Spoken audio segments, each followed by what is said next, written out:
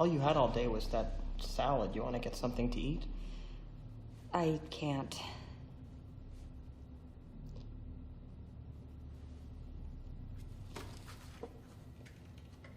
I'm not a bad guy. The Social Network is one of my favorite movies. The combination of Aaron Sorkin's fast-paced writing, David Fincher's unmistakable directing style, and the story of the biggest online platform ever is an incredible feat of production. Fincher's legal drama / morally ambiguous, almost supervillain origin story chronicles the founding of Facebook, expertly sets up the future of the site, and foreshadows the plague of our digital society today. The movie touches on data and business and isolation, but what I want to focus on in this video is how Mark Zuckerberg ruined every relationship he had. Mark Zuckerberg was always smart. Mentioned several times throughout the film, Mark is a genius, practically, and he knows it. Mark Zuckerberg, in real life anyway, is not a relatable character.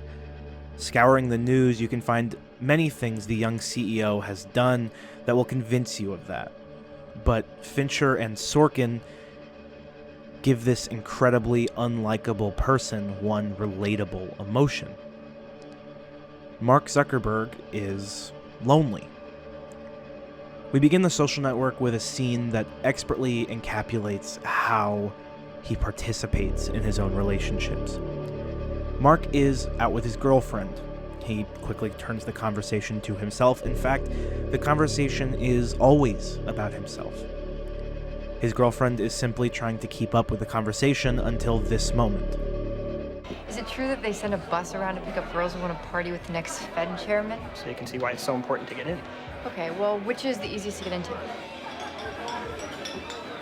Why would you ask me that? Mark hovers on this statement. In his mind, she's implying that his best chance of getting into a finals club is the one that's easiest to get into.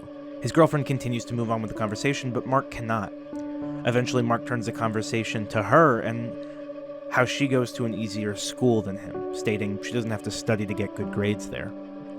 Ultimately, the conversation and relationship ends with a simple line. You're an asshole. While very simple and descriptive, it describes Mark Zuckerberg perfectly. Ruining his relationship with his girlfriend in under 5 minutes, the rest of the film shows how Mark ruined the relationship with his best friend, Eduardo, over the course of the next couple of years. Mark continues to sabotage every relationship he has, whether he knows it or not. Ironic, considering he created the largest social tool in the history of mankind. Mark's individualism is on display perfectly later in the movie. Mark and Eduardo walk into a dorm room to discuss more ideas about Facebook. Eduardo grabs 2 beers out of the fridge and opens them up for himself and Mark. Mark, though, walks right past Eduardo and grabs a beer for himself.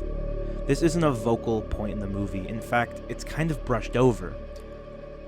It's just the visual to dialogue talking about Facebook.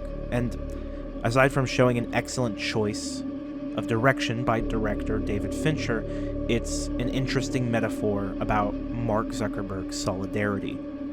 And we see that. While Eduardo is constantly thinking about himself and Mark's success, Mark is only worried about Mark. Eventually, Mark cuts Eduardo out of the company and finally putting the nail in the coffin for the end of their relationship. He even cuts out Sean Parker, who up until this point had acted as almost a pseudo-antagonist during the film. And Mark sits there, realizing what he's done.